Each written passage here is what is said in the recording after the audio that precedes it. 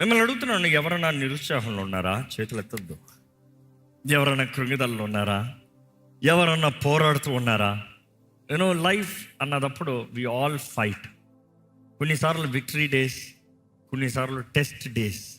కొంతమంది పరీక్షలు ఉన్నారు, కొంతమంది జయంలో ఉన్నారు, కొంతమంది అందకాని పరిస్థితులు ఉన్నారు, కొంతమంది పడిన పరిస్థితులు ఉన్నారు. అనేక సార్లు దేవుని వాక్యలు చూసినప్పుడు మనం పోరాడే పోరాటంలో మనం ఎదుర్కొనే కలవరాలు అని ఇలాంటి పరిస్థితుల్లో దేవుడు నన్ను మర్చిపోయాడేమో, దేవుడికి నేను జ్ఞాపకం లేనేమో, దేవుడు నన్ను విడిచిపెట్టేశాడేమో అని అనిపించవచ్చు. దేవుడు వాటిలో చూసినప్పుడండి ఎంతోమంది గొప్పవారు కూడా గొప్ప అధికారం కలిగిన వారు కూడా, గొప్పగా దేవుని ద్వారా వాడబడిన వారు కూడా, గొప్ప దైవజనులు అని పిలవబడిన వారు కూడా, the man of God, the prophet of God అని పిలవబడిన వారు కూడా మెనీ టైమ్స్ వారు డిప్రెషన్లోకి వెళ్ళిపోతాం, వారు ఒత్తిడిలోకి వెళ్ళిపోతాం, వారు దేవుడు ఎక్కడున్నాడు, దేవుడు నన్ను విడిచిపెట్టేశాడేమో అని అనుకుంటాం. బైబిల్లోనే చూస్తాం. Why am I telling this? It is not that God will leave you, but sometimes you feel God is far from you. దేవుడు నాకు దూరంగా ఉన్నాడేమో, నా ప్రార్థన దేవుడు వింటలేదేమో. Sometimes people say, I don't feel God. God is not a feeling. He is a spirit. ఈ మాట అర్థమవుతుందా? నువ్వు ఆనందంతో ఉన్నదప్పుడు యూ మైట్ ఫీల్ హిమ్. నువ్వు ఆయనకి దగ్గరగా ప్రార్థనలో ఉన్నదప్పుడు you might feel him. But sometimes you in pain, నీ జీవితంలో పోరాటంలో, నీ జీవితంలో సమస్యల్లో నీకు ఓటం వచ్చినప్పుడు, నువ్వు పాస్ అవుతానని ఫెయిల్ అయినప్పుడు దేవుడిని నువ్వు అనుభవించలేవు. దేవుడు ఎక్కడో దూరంగా ఉన్నాడు అనిపిస్తుంది. కొన్నిసార్లు మనుషులు నేను బాధ పెట్టినప్పుడు దేవుడు నా మాట వింటలేదేమో, దేవుడు నాకు దూరంగా ఉన్నాడేమో అనిపిస్తుంది. కానీ ఈరోజు దేవుడు మీతో మాట్లాడుతున్నాడు. నిన్ను విడువను, నిన్ను ఎడబాయను, నిత్యము నీ తోడుంటా. వాగ్దానం చేసిన యేసు ప్రభు మనకున్నాడు. నీవు ఆయన రక్తంలో కడగబడిన వ్యక్తివి, ముద్రించబడిన వ్యక్తివి అయితే నిశ్చయంగా నీ జీవితంలో ఆయన కార్యము జరిగిస్తాడు. దేవుని వాటిని చూసినప్పుడు యోబు నీతిమంతుడని దేవుడు తానే యోబు గురించి సాక్షి చెప్తాడు. నీతిమంతుడైన యోబు దేవుని సేవించి దేవుని ఎడల భయభక్తులు కలిగిన వ్యక్తి అని దేవుడు చెప్తున్నాడు. కానీ అలాంటి వ్యక్తి కూడా డిప్రెషన్లోకి వెళ్ళి ఆయన చెప్పిన మాట ఒకసారి చూడాలంటే యోబు గ్రంథము 30:16-20 వరకు చదివితే ఆయన అంటాడు, నా ఆత్మ నాలో కరిగిపోయినది, ఆపద్దినములు నన్ను పట్టుకొని ఉన్నవి. ఆపద్దినములు నన్ను పట్టుకుని ఉన్నవి, రాత్రి వేళను నా ఎముకలు నాలో విరగొట్టబట్లున్నవి. నన్ను బాధించు నొప్పులు నిద్రపోవు. నన్ను బాధించు నొప్పులు నిద్రపోవట్లేదు. నా ఎముకలు రాత్రంతా విరిగిపోయినట్టుగా నొప్పితో ఉంది. ఈ నొప్పులు తట్టుకోలేకపోతున్నాను. ఇంకా చదవండి ఆ మాట. మహారోగ బలము చేత నా వస్త్రము నిరూపమగును, మెడ చుట్టూ నుండి నా చొక్కాయి వలె అది నన్ను ఇరికించుచున్నది. ఆయన నన్ను బురదలోనికి త్రోసెను. ఎవరంట బురదలోకి తోసింది? తెలీదా? కంటిన్యూ చేయండి. నేను ధూళియు బూడిదనైనట్లున్నాను, నీకు మొరపెట్టుచున్నాను, అయితే నీవు ప్రత్యుత్తరమేమియు నీయకున్నావు. నేను నిలుచుండగా నీవు నన్ను తేరి చూచుచున్నావు. నీవు మారిపోయి నా ఎడల కఠినుడవైతివి, నీ బాహుబలము చేత నన్ను హింసించుచున్నావు. ఎవరి గురించి మాట్లాడుతున్నారు? దేవుడి గురించి. కొన్నిసార్లు మనం డిప్రెషన్లో మనం అనే మాటలు చూడండి. ఏమంటాం? దేవా నాయన నమ్మి ఉన్నది నిండే ప్రభు అని చెప్పే వ్యక్తి దేవుడు నన్ను పట్టించుకుంటలేదు, దేవుడు నన్ను మర్చిపోయాడు, దేవుడు నా అంటే ఇది లేదు. దేవుడు మనసు మార్చేసుకున్నాడు, దేవుడు కఠినస్తుడు అయిపోయాడు. దేవుడు హాని కోరే దేవుడు కాదు. నమ్ముతున్నారా? దేవుడు అంటున్నాడు, నీ పట్ల నేను మేలైన తలంపులే కలిగి ఉన్నాను కానీ కీడైనవి కాదు. కొన్నిసార్లు దేవుడు పరీక్షించవచ్చు. But don't get depressed. నీవు ఈరోజు ఈ పరిశుద్ధ గ్రంథం నా బైబిల్ చదివినప్పుడు, ఈ చదువుకుంటూ వెళ్ళేటప్పుడు నువ్వు అర్థం చేసుకోగలుగుతావు, దేవుడు అనేక స్థలాల్లో అనేక స్థితిగతుల్లో నిన్ను నడిపిస్తాడు కానీ నిన్ను విడిచిపెట్టే దేవుడు కాదు. దేవుడు వాటిలో చూస్తే ఏలియా, ద మ్యాన్ ఆఫ్ గాడ్ అన్న టైటిల్ బైబిల్లో చూడాలంటే రోషం కలిగిన దైవ జనుడు అని బలపడతాం. ఏలియా నిరూపిస్తాడు ఎవడి పక్షాన ఉన్నాడు, ఎవడు నిజమైన దేవుడు నిరూపిస్తాడు. అంత రోషం కలిగిన వ్యక్తి తన భయముతో కూడిన పరిస్థితుల్లో ఒక స్త్రీ చెప్పిన మాటకి భయముతో పారిపి తను ఏమంటున్నాడు చూడండి. తన డిప్రెషన్ పరిస్థితి ఒకసారి చూద్దాం. 1 రాజుల గ్రంథము 19:4 చదివితే, ఏలియా మరణాపేక్ష గలవాడే, యెహోవా నా పితరుల కంటే నేను ఎక్కువ వాడను కాను. నేను పెద్ద ఏం గొప్పని కాదు. ఇంత మట్టుకు చాలును, ఇంకా చాలు, నన్ను చంపేయి, నా ప్రాణము తీసుకొనుము. నన్ను చంపేయి, నేను చచ్చిపోతా. ఈరోజు చాలా మంది పాడే పాట ఇది, నేను చచ్చిపోతా, నేను చచ్చిపోతా. ఎక్కడికి పోతావు? ఏమో, పోతా. అది పోయే స్థలం ఎక్కడికో తెలుసుకుని పో కొంచెం. ఈరోజు చాలామంది కృంగిదల కలిగినప్పుడు నేను చచ్చిపోతాను, ఇంకా బ్రతకలేకపోతున్నాను, ఈ వేదన తట్టుకోలేకపోతున్నాను, ఈ బాధను తట్టుకోలేకపోతున్నాను, ఈ మనుషులు నేను భరించలేకపోతున్నాను. We get discourage, depressed very easily. ఈరోజు మనుషులు ఒక మాట అంటే పుష్, కొంచెం బెదిరిస్తే పుష్, కొంచెం పొగిడితే పుష్, అన్నీ గాలిలే. కొంతమంది గాలి కొడతనే ఉండాలంట. అంటే తిప్పుతున్నాడు రా అంటే ఆ మాటలకు తుస్సు తుస్సు తుస్సు అంటే పెద్దకి వెళ్తారు మనిషి. ఈ మనుషుల బుద్ధి అది. ఎవడన్నా పొగడలేదా? తట్టుకోలేరు, పొగడతారు. తర్వాత కొన్నిసార్లు పంచర్ అవుతుంది. పంచర్ అయిందా, నేను చచ్చిపోతా. దేవుడు మీతో మాట్లాడుతున్నాడు, జాగ్రత్త. ఎలాగున్నాయి మీ తలంపులు, ఎలాగుండే మీ ఆలోచనలు, ఎలాగుంది మీ జీవితము, ఏంటి, ఏ విషయం అది నేను నాకు అవ్వదని చెప్తున్నారు, ఏంటి అది నేను చేసే సరైన, ఇంకా ఎక్కడికైనా పారిపోదాం అనుకుంటున్నారు. ఈరోజు తరం ఎలాగ ఉన్నారంటే ఏది ఎదుర్కొన్న తరంగా లేరంట, పారిపోయే తరంగా. ఈరోజు కొత్త ఏం కాదు, కానీ అక్కడ ఏలియా ప్రవక్తే అన్ని బయలు ప్రవక్తల్ని చంపిన వ్యక్తి, దేవుని అగ్నిని దింపిన వ్యక్తి, అన్ని గొప్ప కార్యాలు చూసిన వ్యక్తి. ఒక్క యెజబెలు స్త్రీ చెప్పిన మాటకి, రాణి చెప్పిన మాటకి హల్లని పరిగెత్తాడు. ఇప్పుడు ఏమంటున్నాడు? చచ్చిపోతాను, ధైర్యం చాలగా, ప్రభు నన్ను చంపేవా అంటున్నాడు. ఇంకా నెక్స్ట్ చూస్తే, బైబిల్లో చూస్తే, one of the sorrowful psalm, లేకపోతే ఇంకో మాట చెప్పాలంటే theologians count it as the darkest psalm అంటారు.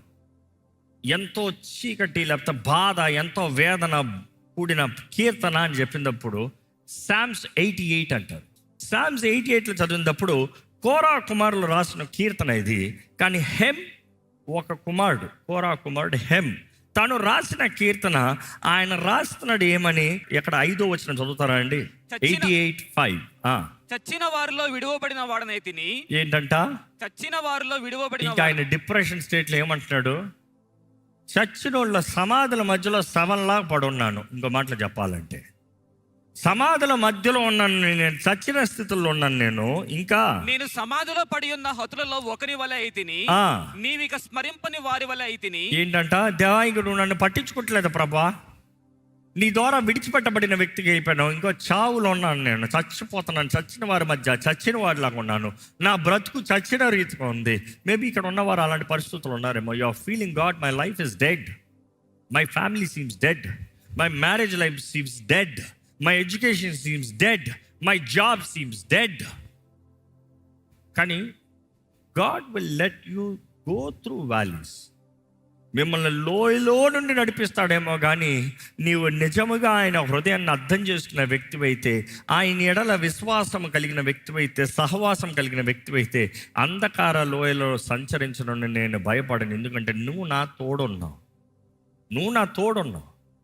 ఇక్కడ ఏమంటాడు? చచ్చిన వారి మధ్య నన్ను విడిచిపెట్టేసావు ప్రభువా. ఇంకా ఏంటంట? నీ కోపము, చదువుతారండి, అగాధమైన గుంటలోను, చీకటి గల చోట్లలోను, అగాధ జలములలోను నీవు నన్ను పరుండబెట్టి ఉన్నావు. నీ ఉగ్రత నా మీద బరువుగానున్నది. నీ ఉగ్రత, తెలుగులో ఉగ్రత, ఇంగ్లీష్ లో యాంగర్. నీ ఉగ్రత నా మీద ఎలా ఉందంట? బరువుగా ఉంది. అండ్ ఇంకా ఏంటి? నీ తరంగములన్నీ నన్ను ముంచుచున్నవి. నువ్వే నన్ను ముంచేస్తున్నావు. కొంతమంది ఇదే అంటారు, ప్రభా నువ్వు నన్ను ముంచేస్తున్నావు ప్రభా, నువ్వు నన్ను వదిలేసావు ప్రభా, నువ్వు నన్ను మర్చిపోయావు ప్రభా. ఈరోజు దేవుడు మీతో మాట్లాడుతున్నాడండి. కొన్నిసార్లు మనం జీవితంలో ఈ ఒంటరి పరిస్థితులకు వెళ్ళచ్చేమో, ఒంటరి పరిస్థితుల్లో మనుషుల ద్వారా తుణీకరించబడిన పరిస్థితులకు వెళ్ళచ్చేమో, జీవితంలో ఎంత ప్రయాసపడినా ఏ ప్రతిఫలం చూడలేని పరిస్థితులకు వెళ్ళచ్చేమో. Don't lose your heart, don't lose your faith, don't get discouraged. కురుగుజాల నిరుత్సాహపడకండి, మిమ్మల్ని మీరు బలపరుచుకోవాలి. All these are great men of God నేను చూపించేది, because I want to make sure that you connect. ఎందుకంటే మనకున్న మైండ్ సెట్ ఏంటంటే, నేను దేవుడు వెంబడిస్తున్నాను అంటే నాకు ఏ నిరుత్సాహం రాదనుకుంటాం.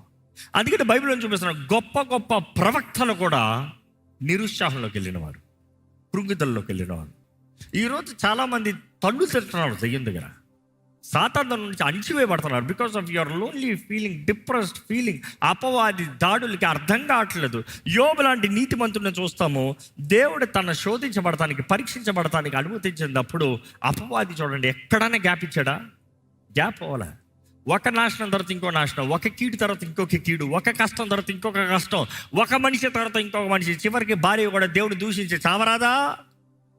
ఇంకా ఎందుకు నీ ఇంటగ్రిటీ? మనం చూస్తాం అలాంటి పరిస్థితుల్లో స్నేహితులు, సొంతవారు, బయటవారు అన్ని మాటలు అయిన తర్వాత ఇంకా ఆయన ఒంటరితనం నుండి దేవుడు ఏదో తప్పు చేశాడన్న కోపం వచ్చింది ఆయనలోకి.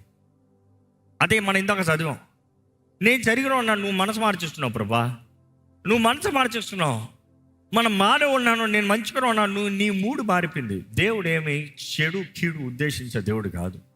పరీక్షిస్తాడు, నిశ్చయంగా పరీక్షిస్తాడు. ఈరోజు మీరు పరీక్షలు ఉన్నారా చూసుకోండి. మీ పోరాటం ఒక పరీక్ష, లేకపోతే మీ తప్పుడు కార్యాల. కొన్నిసార్లు మనం చేసిన తప్పుడు కార్యాలకి మనం అనుభవిస్తూ నేను ఒంటరిగా ఉన్నానంటావు, పశ్చాత్తాపడు, అంతే.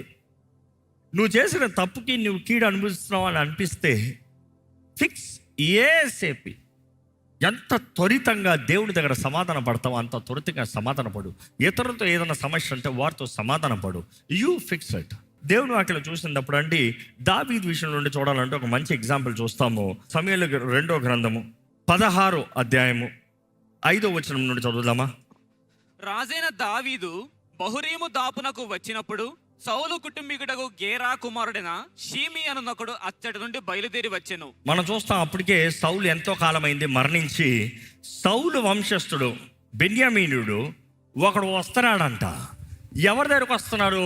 దావీదు రాజు తన వ్యక్తులతో, తన మనుషులతో నడుచుకుని పోతున్నాడు అంట. ఎందుకు నడుచుకుని పోతున్నాడు పైన కింద మీకు అర్థం అవ్వాలంటే, అప్పటికే తన సొంత కుమారుడైన అబ్షలోము తనకి విరోధంగా తిరిగాడు. తన సొంత కుమారుడైన అబ్షలోము తనకు విరోధంగా తిరిగినా కూడా దావీదు పోరాడటానికి వెళ్ళ ఎంతసేపు పట్టదో అబ్షలోముని ఇలా చంపిస్తానికి, ఇలా చంపుతానికి. అప్పటికి దావీదు ఎంతో గొప్ప పరాక్రమశాలిగా, తన రాజ్యానికి సాటి ఎవరూ లేరన్న రీతిగా శత్రు భయపడతాడంట దావీదుని మొడతానికి. అలాంటి పరిస్థితులు ఉన్నాడు. సొంత కుమారుడు విరోధంగా తిరిగేటప్పటికీ కుమారుడిని ఎదిరించకుండా, కుమారుడిని పోరాడకుండా, కుమారుడి దగ్గర నుండి తప్పించుకుంటున్నాడు. అలాంటి పరిస్థితుల్లో మనం చూస్తూ దావీదు తన సైన్యంతో మౌనంగా వెళ్తూ ఉంటే మధ్యలో ఇంకొక క్యాండిడేట్ దొరికాడు. వీడికి ఏం సంబంధం? తండ్రి కొడుకు ఏదో ఫ్యామిలీ ప్రాబ్లం జరుగుతుంది. ఈ సిబి అనే వ్యక్తి ఎవరు వారసుడు? సౌలు వారసుడు అంట. సౌలు అప్పటికే చచ్చిపోయాడు. సౌలు వారసుల్లో ఎవరు అక్కడ పెద్దలు లేరు. అప్పటికే దేవుడు దావీదుకి ఇచ్చిన దీవెనను బట్టి, దావీదు చేసిన వాగ్దానాన్ని బట్టి దావీదు యోనతాను కుమారుణ్ణి తెచ్చి బల్ల దగ్గర కూర్చోబెట్టుకోలేదా? దయ చూపిలేదా? మెఫీబోషెతుని ఆహ్వానించలేదా? But then you see what is happening there. ఈ సిమి వచ్చి తిడుతున్నాడంట, దావీదుని తిడుతున్నాడంట. ఏమని? నువ్వు హంతకుడివి. రాళ్ళేసి కొడుతున్నాడంట, మట్టి ఎత్తి కొడుతున్నాడంట. నువ్వు హంతకుడి. ఎవరిని చంపాడు? సౌలుని చంపాడు దావీదు. ఎన్నిసార్లు చేతుల్లో దొరికాడు చంపేస్తానికి? అనుకున్నాడంటే ఎప్పుడో చంపేస్తుండేవాడు కదా. కానీ సౌలుని ఏమాత్రం హాని చేయలేదు. సౌలు గురించి చెప్తున్నాడు, అభిషక్తుల్ని, దేవుని ద్వారా అభిషేకించబడిన వాడిని నేను ముట్టకూడదు. Touch not the anointed. మనం చూస్తున్నాం అంతగా గౌరవించాడు సౌలుని. సౌలు మరణించేటప్పుడు తన స్నేహితుడు సౌలు కుమారుడు యోనతాను మరణించడప్పుడు ఎంతో బాధపడ్డాడు, ఎంతో రోధించాడు, ఎంతో వేదన. కానీ ఇక్కడ ఈ సిమి వచ్చి నేరం మోపుతున్నాడు. ఏమని శపిస్తున్నాడు చూడండి. ఈ సిమి నరహంతకుడా, దుర్మార్గుడా, నీ వేల వలనని నీవు వెళ్ళగొట్టిన సౌలు ఇంటి వారి హత్యను యెహోవా నీ మీదకి రప్పించి. ఏంటంట? సౌలుని చంపింది ఎవరు? సౌలే. ఫిలిస్తీన్ల దగ్గర యుద్ధంలోకి వెళ్ళాడు. ఫిలిస్తీన్ల దగ్గర యుద్ధం ఓడిపోయే పరిస్థితుల్లో, ఇంకా రౌండప్ అయిన పరిస్థితుల్లో తన కత్తి మీద తను పడ్డాడంట. తను పడి చావకపోతే తన ఆర్బర్ బేరర్ని ఏమంటాడు? రే నన్ను చంపారా, ఫిలిస్తీనుడు నన్ను చంపుతాను కదా, నువ్వు నన్ను చంపారా? వాడు వచ్చి నేను సౌలుని చంపానంట, ముందు నువ్వు చంపానన్ను. సౌలు ఆర్బర్ బేరర్ని చంపాడు.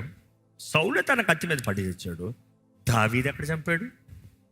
కొన్నిసార్లు మనుషులు నువ్వు చేయని నేరానికి నీ బలహీన పరిస్థితుల్లో, నీ సొంత పోరాటాల్లో, నీ సొంత వీక్నెసెస్లో వారు నీ మీద కుట్రంత వేస్తారు. Don't worry. అలాంటి పరిస్థితుల్లో దావీదు నేర్పిస్తున్నాడు ఎలా ఉండాలో. దావీదు ఏం చెప్తున్నాడు చూడండి, అక్కడ చూస్తున్నాము. దావీదు పక్కన ఉన్నవారు ఎక్కడ చదువుతారండి? ఈ చచ్చిన కుక్క నా ఏలిన వాడవును రాజవునకు నిన్ను శపింపనేలా, నీ చిత్తమైతే నేను వారిని చేరబోయి వాని తల ఛేదించి వచ్చేదని. నేను ఇక్కడ అభిషేక్ అంటున్నాడు, రాజా ఈ చచ్చిన కుక్క ఇడు ఎవడంట? చచ్చిన కుక్క, బ్రతుకున్న కుక్క కాదు. ఈ చచ్చిన కుక్క నీ గురించి మాట్లాడుతున్నాడు ఏంటి రాజా? నువ్వు ఊహను నరికేస్తాను వీడిని, నువ్వు ఊహను నాశనం చేస్తాను వీడిని, నువ్వు ఊహను తుడిచిపడేస్తాను వీడిని. రాజును తిడతా ఉంటే రాజు పక్కన ఉన్నవాడికి రోషం వస్తుంది. రాజు ఏమో తల దించుకుని నడుస్తున్నాడంట. ఎప్పుడైతే రాజు నీ విషయం అడుగుతున్నాడో రాజు ఏం చెప్తున్నాడు దావీదు చూడండి, సెరూయా కుమారులారా, మీకును నాకును ఏమి పొందు? వాణ్ణి శపింపనీయుడు, వాణ్ణి శపింపనీయుడి. వాడు ఎందుకు శపిస్తున్నాడు? ఎవరిచ్చారు అధికారం శపిస్తానికి? ఎవరు శపిస్తానికి పర్మిషన్ ఇచ్చారు? పైన దేవుడు పర్మిషన్ ఇచ్చాడు కాబట్టి వీడు శపిస్తున్నాడు. నువ్వెవడరా నన్ను అంటానికే నువ్వు వాడి మీద గొడవ వెళ్ళొద్దు. అక్కడ అడుగు, ప్రభా ఎందుకు అనుమతించావు? ఆల్రెడీ దెబ్బని బాధపడుతున్నాం ప్రభా, మరలా ఎందుకు ఇంకో దెబ్బ? ఆల్రెడీ ఒక మాటను అనుభవిస్తున్నాం, మరలా ఎందుకు ఇంకో మాట? ఆల్రెడీ ఒక పోరాటంలో నలిగిపోతున్నాను, ఎందుకు ఇంకొక మాట? నన్ను ఇంకా ఆదరిస్తావని చూస్తా, బలపరుస్తున్నావని చూస్తే బలహీనపరుస్తున్నావు ఏంటి? కొన్నిసార్లు మన జీవితంలో అన్నీ ఒకేసారి మీద పడతాయి. జీవితం అంటేనే అది. వస్తే అన్నీ ఒకేసారి ఆనందం, లేకపోతే అన్నీ ఒకేసారి బాధ కదా. How many agree with me? దేవుని వాక్యం తెలియజేయబడుతుంది, seasons of joy, seasons of sorrow. ఎందుకంటే జాయ్ టైంలో దేవుడు అంటాడు, సరే ఆనందించండి, నెక్స్ట్ సీజన్ వస్తుంది, ఇస్తాను, అన్ని కలిపి పెడతా. ఎందుకంటే అందులో ఈ బిడ్డను బలపరుస్తాను, మరలా ఆనంద పరిస్థితుల్లో కొంచెం ఎగురుకోండి. ఎందుకంటే నెక్స్ట్ సీజన్ మరలా వస్తుంది, మరలా దింపుతా. అందుకని దేవుడు ఆయనే హెచ్చిస్తాడు, ఆయనే దింపుతాడు. ఈ మాట గమనిస్తానండి, ఈయన అంటున్నాడు ప్రభు అనుమతిస్తేనే కానీ. చదువుతామా మాట? దావీదును శపింపమని యెహోవా వానికి సెలవీయగా, నీవు ఈలాగ ఎందుకు చేయుచున్నావని ఆక్షేపణ చేయగల వాడెవడని చెప్పి అభిషేక్తోనూ తన సేవకులందరితోనూ పలికినదేమనగా, నా కడుపున పుట్టిన నా కుమారుడే,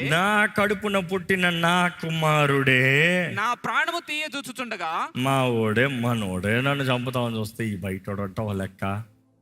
ఈరోజు చాలా మంది పాపం ఇంట్లో ఉన్న ప్రాబ్లమ్ సెటిల్ చేయరు, ఊర్లో ప్రాబ్లమ్ సెటిల్ చేద్దాం అనుకుంటారు. కొంతమంది పాపం ఆగదు సంతోషం, ఇంట్లో ఉన్న గొడవలు చాలా అంట, ఊర్లో గొడవలు కావాలంట. చాలామంది ఇంట్లో సమాధానం పడరు, ఊర్లంతా సమాధానం కోరుతారు, లేకపోతే ఊర్లంతా జస్టిఫికేషన్ కోరుతారు. First fix it inside, then let's think about outside. If inside there is integrity and value, outside nobody will dishonour. ఈ మాట అర్థమవుతుందా అండి? ఇక్కడ చూస్తే దేవుడు అనుమతించాడు, వదిలేవయ్యా అన్నదప్పుడు దావీదు తన మనుషులు మరలా అలాగనే నడుచుకుని పోతున్నాడంట. ఆ దారి మొత్తంలో షిమి ఆ కొండ పైన ఆ సైడ్ అంతా అతన్ని అపోజ్ చేసుకుంటూ, శపిస్తూ, ఆయన మీద రాళ్ళు వేస్తూ, మట్టి వేస్తూ వెళ్ళాడంట. అనుకుని చూడండి, దావీదు గ్రహించుకున్నాడు తన లోపల ఉన్న కృంగిదలకి, తన లోపల ఉన్న నిరుత్సాహానికి, తన లోపల ఉన్న బాధకి బయటి ఇంకా లెక్కలే. అరే నేనే చచ్చే పరిస్థితుల్లో ఉన్నాను, నేను మాట్లాడితే ఏంటి, మాట్లాడకపోతే ఏంటి? ఎందుకంటే దేవుడు ఈ సమస్యనే నాలో ఏం తేల్చలేదు, ఇది చేస్తే ఏంటి, చేయకపోతే ఏంటి? ఇలా అలాంటి పరిస్థితుల్లో అంటే మొదటిగా అర్థం చేసుకోవాలి, దేవుడు అనేక సార్లు మనల్ని పరీక్షిస్తాడండి. ఆ పరీక్షలో మనం ఎవరి మీద ఆధారపడుతున్నామో నిరూపించాలి. ఈ మాట పరీక్ష అన్న మాట ఇప్పటికే చాలాసార్లు చెప్పాను. మిమ్మల్ని అడుగుతున్నా, మీరు ఏదైనా జీవితంలో పరీక్షలు ఉన్నారా? What is the test in your life? ఏంటి? మీ భార్యతో పరీక్ష, మీ భర్తతో పరీక్ష, మీ కుటుంబంలో పరీక్ష, మీ వ్యక్తిగత జీవితంలో పరీక్ష ఏంటి? ప్రతి ఒక్కరు పరీక్షలు ఉన్నారు, పరీక్షలు లేని వారు ఎవరు లేరు. What is your test? మీ పరీక్షలో మీరు ఎవరి మీద ఆధారపడుతున్నారు? ఎక్కడ? నిజంగా మీరు ఏ పరిస్థితుల్లో ఉన్నా, ఏ పోరాటంలో ఉన్నా, ఏ స్థితిగతులైనా నేను దేవుని స్తుతిస్తాను, ఆయన ఏమై ఉన్నాడో నేను నమ్ముతున్నాను అన్నారు. మీరున్న స్థలంలో లేచి నిలబడి ప్రభుని స్తుతించండి. మీరున్న స్థలంలో లేచి నిలబడి ప్రైజ్ దేవా, నేను నమ్ముతున్నానయ్యా, నువ్వు నమ్మదగిన దేవుడివి, నీవు కార్యము జరిగించే దేవుడివి, నువ్వు మాట ఇచ్చి నెరవేర్చే దేవుడివి. నీకు అసాధ్యమైంది ఏది లేదు ప్రభువా. నువ్వు ఊరక ఉండే దేవుడు కాదు, నన్ను కాపాడే దేవుడు నువ్వు మౌనంగా ఉండే దేవుడు కాదు, నువ్వు వాగ్దానం ఇచ్చిన దేవుడు మౌనంగా ఉండే దేవుడు కాదు. ఈరోజు జ్ఞాపకం చేసుకోండి, అపవాది నిన్ను దాడి చేస్తున్నాడేమో దేవుని వాక్యం తెలియజేస్తుంది. యాకోబు పత్రికలో తెలియజేయబడుతుంది, submit unto God, resist the devil. దేవునికి సమర్పించుకో, అపవాదిని ఎదిరించు. ఈరోజు నువ్వు అపవాదిని ఎదిరిస్తావు, నువ్వు దేవుని స్తుతిస్తావు. నువ్వు దేవుని స్తుతిస్తావు, వాడు తట్టుకోలేడు. ఎలాంటి పరిస్థితులు ఎలా స్తుతిస్తాడు, ఎలాంటి పరిస్థితులు ఎలా పోరాడతాడు, ఎలాంటి స్థితిగతులు ఎలా జరుగుతుంది? ఎందుకంటే ఆయన నమ్మదగిన దేవుడు అనేది నువ్వు నమ్ముతున్నావు అనేది నీ స్తుతి ద్వారా తెలియజేయబడుతుంది. ఎస్, బైబిల్ క్లియర్లీ సిగ్నిఫైస్, నీ స్తుతి నీ స్థితిని మారుస్తుంది. నీ స్తుతి నీ స్థితిని మారుస్తుంది. Praise God. దేవుని స్తుతించు, దేవుని మహిమపరచు, దేవుని గణపరచు. ఈరోజు నేను అంటే నీ కృప వలనేనయ్యా. ఈరోజు నేను బ్రతుకున్నానంటే నీ కృప బట్టేనయ్యా. ఈరోజు నాకన్నా ఏదైనా ఉందంటే నీ కృపను బట్టేనయ్యా. లేని దాని గురించి బాధపడ్డాను, నన్ను క్షమించు. నీ ఆత్మని నాకు ఇచ్చావయ్యా, దానికి మించి నేను అడగలిగింది ఏముంది ప్రభా? నీ ఆత్మ తోడు నాకు ఇచ్చావే. What's more I can ask for? ఇంకా దానికి మించి నేను అడగలిగింది ఏది లేదు, నేను కోరగలిగింది ఏది లేదు, నేను ఆశపడగలిగింది ఏది లేదు. నీ ఆత్మ చాలు. పరిశుద్ధాత్మ దేవా, నువ్వు నాలో ఉండయ్యా, నువ్వు నాలో కార్యము చేయ్యా. నాకు ధైర్యం దయచేయ, నాకు శక్తి దయచేయ. అలిసిన నా జీవితాన్ని ఓదార్చి ప్రభా, బలపరిచేయ్యా, లేవనెత్తు ప్రభా, తోడుని నడిపించేయ్యా. నీ కృపే కావాలయ్యా, నీ ప్రేమే కావాలి ప్రభా. ఈ లోక ప్రేమల వ్యర్థమే, ఈ లోక ప్రేమలన్నీ తాత్కాలికమే, ఈ లోక ప్రేమలు అంతంత వరకేనయ్యా. కానీ శాశ్వతమైన నీ ప్రేమ, శాశ్వతమైన నీ ప్రేమ, తల్లి అయినా మరిచినేమో కానీ నేను నిన్ను మరువనని చెప్పిన ప్రభా, నీ ప్రేమ నాకు కావాలయ్యా. నీ ప్రేమ నన్ను అనుభవించను ప్రభా. నన్ను క్షమించయ్యా, నా ఎమోషన్స్ని బట్టి, నా భావ ఉద్రేకాలను బట్టి అయ్యా నీ ప్రేమని గ్రహించలేకపోయానేమో కానీ ఇదిగో ప్రభా, నమ్ముతున్నాను నువ్వు నన్ను ప్రేమిస్తున్నావు. నువ్వు ఈ రోజుకి నన్ను ప్రేమిస్తున్నావు.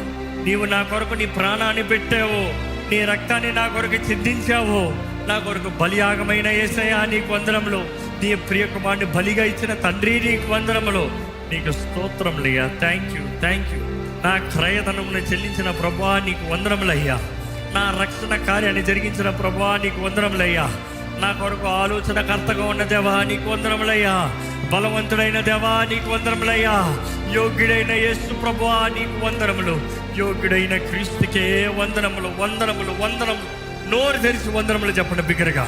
నీ స్థుతిని మారుస్తుంది కదా. స్తుతించు, స్తుతించు, బిగ్గరగా స్తుతించండి, బిగ్గరగా స్తుతించండి. మా తోడుండయ్యా, మాలో ఉండయ్యా, మమ్మల్ని బలపరిచేయ, మమ్మల్ని లేవనెత్తయ్యా.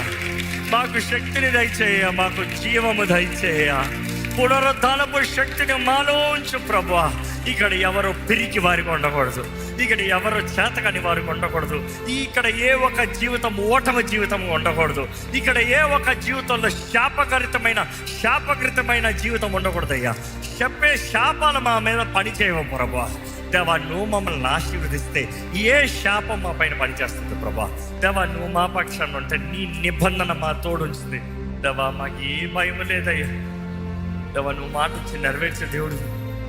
నీవు నీ వాక్కు నీవేమై ఉన్నావో దాన్ని బట్టి నెరవేర్చే దేవుడు అయ్యా. నువ్వు ఎంతైనా నమ్మదగిన దేవుడు అయ్యా. నువ్వు ఎంతైనా చాలిన దేవుడు అయ్యా. ఒక దినము మాకు అవమానము అనుమతిస్తావేమో కానీ తప్పకుండా అదే విషయంలో మాకు జయాన్ని, గౌరవాన్ని ఇచ్చే దేవుడు అయ్యా. నిన్ను నమ్మిన ఇక్కడ ఎవరి జీవితం వ్యర్థంగా పోకూడదు. నిన్ను నమ్మిన ఏ ఒక్క జీవితం అవమానంగా పోకూడదు. నిన్ను నమ్మిన ఏ కుటుంబమో దేవా దిక్కుమాలిన పరిస్థితుల్లోకి వెళ్ళకూడదు ప్రభా. నీ కార్యములు, నీ సహాయం, నీ శక్తి, నీ మహిమ మేము రుచి చూడాలి ప్రభా. ఇక్కడ ఏ జీవితాన్నైనా, ఏ మనసునైనా, ఏ కుటుంబానైనాను ఎటువంటి అపవాది దాడులు జరుగుతున్నాను ఇదిగో ప్రభా, నీ వాక్యం సెలవిస్తున్న రీతిగా మేము చేయగలిగినంత ఒకటే మేము నీకు సమర్పించుకుంటున్నాం. నీ భక్తులు చేసిన రీతిగా నిన్ను స్తుతిస్తాము, ఆరాధిస్తాము, కొనియాడతాము. కానీ అదే సమయంలో అపవాదిని ఎదిరించమని నీ వాక్యం తెలియజేస్తుంది. ఇదిగోనయ్యా, నీ వాక్కు సెలవిస్తున్న రీతిగానే the lord rebukes you Satan. ఇదిగో నీవు మా పక్షాన ఉన్నావు ప్రభువా. అపవాదిని నువ్వు గద్దిస్తున్నావు. ఈ మాటే ప్రకటిస్తున్నామయ్యా. ఎక్కడ మీ జీవితంలో, దయచేసి ఇక్కడ ఉన్నవారు మీ జీవితంలో మీరు దేవుడికి సమర్పించిన వారైతే ధైర్యంగా ఈ మాట చెప్పండి. ప్రభు సాతానా నిన్ను గద్దిస్తున్నాడు, ప్రభు నిన్ను గద్దిస్తున్నాడు, ప్రభు నిన్ను గద్దిస్తున్నాడు సాతానా. దేవుడు మన పక్షాన ఉంటే మన పైన నూతన అభిషేకాన్ని ఇచ్చే దేవుడు. ప్రతి దినము నూతన అభిషేకము, ప్రతి దినము నూతన అభిషేకము. అడగండి, ప్రభా నన్ను మరొక్కసారి అభిషేకించాయా, మరొక్కసారి నా జీవితాన్ని అభిషేకించాయా, మరొక్కసారి నా కుటుంబాన్ని అభిషేకించాయా, నా మనసును నూతన పరిచయ్యా, నా హృదయాన్ని నిమ్మలపరచు ప్రభా. నా జీవితంలో జయము దయచేయి, దృష్టి దయచేయి, సరిగా చూడగలిగిన జీవితము నాకు దయచేయి, పరిశుద్ధంగా బ్రతకగలిగిన జీవితము నాకు దయచేయి, నీ వాక్యముకు తగినట్టుగా జీవితము నాకు దయచేయి. నా విధేయతలను క్షమించు, నా లోపములను క్షమించు, నా చేతకాని పరిస్థితులను క్షమించు, నేను చేసిన తప్పుల్ని పొరపాటుల్ని క్షమించు ప్రభా. అడగండి, దేవుణ్ణి అడగండి, యథార్థంగా అడగండి. ఇదిగోనయ్యా, తగ్గించుకుంటున్నామయ్యా నీ ముందు, నీ సహాయాన్ని వేడుకుంటాం ప్రభా. నీవేమా దిక్కని, నీవేమా శరణమని, నువ్వు తప్ప మాకు ఇంకెవరు లేరు అని తెలియజేస్తున్నామయ్యా. మా తోడుండయ్యా, లేవనెత్తయ్యా. భయపరచే కార్యాలు నీ ప్రజల జీవితంలో ఉండడానికి లేదు. భయపెట్టే ఆత్మలు, భయపెట్టే కార్యాలు, భయపెట్టే వ్యక్తుల్ని ఇప్పుడే నజరేయుడైన యేసు నామములో ఎదిరిస్తున్నామని ప్రకటిస్తున్నాము. సమాధానము మా హృదయంలో ఇప్పుడే నజరేయుడైన యేసు నామములో కలుగునుగాక అని ప్రకటిస్తున్నాము. ఇదిగోనయ్యా, ప్రతి భారము ఇదిగోనయ్యా, ప్రతి కలవరపరిచే ఆత్మలు ఇప్పుడే నీ బిడ్డల్ని విడిచిపోవాలని ప్రకటిస్తున్నాము. ప్రతి హృదయంలో తేలిక, ఆనందము, సంతోషము నజరేయుడైన యేసు నామములో కలుగునుగాక. మమ్మల్ని బలపరచు, మమ్మల్ని లేవనెత్తు. మాతో ఉండేవా దేవుడు అయ్యా నువ్వు. ఈరోజు మమ్మల్ని విడిచిపెట్టండి దేవుడు. మేము ఎక్కడ వెళ్ళినా మాతో ఉండే దేవుడు. నేను బాధ పెట్టిన కార్యాలు ఉంటే క్షమించి మాతో మాట్లాడయ్యా, మాకు తెలియజేయ ప్రభా. మాతో మాట్లాడయ్యా, ఇక్కడ ఉన్న మా అందరితో మాట్లాడయ్యా. మా అందరి జీవితంలో ధైర్యం దయచేది, మా అందరి జీవితంలో దృష్టి దయచేది. వాళ్ళని కలవరపరిచి, వాళ్ళని దూరపరిచి, నీ బిడ్డలు నీ మీద ఆధారపడేవారు, నీ మీద ఆధారపడేవారు నిన్ను స్తుతించువారుగా, నిన్ను కనపరచువారుగా, ఎలాగైతే భక్తుడైన దావీదు ప్రకటించాడో అటువంటి కార్యాలు మా జీవితంలో రుచి చూసినట్లుగా నీవే సహాయాన్ని ఇచ్చి నడిపించమని వేడుకుంటూ, విత్తిన వాక్యాన్ని ముద్రించి ఫలింపు చేయమని, చేయబడిన ప్రార్థనలకి ప్రతిఫలాన్ని అనుగ్రహించమని నజరేయుడైన యేసు నామములో అడిగి వేడుచున్నాం తండ్రి, ఆమేన్, ఆమేన్. దైవం నీవయ్యా, పాప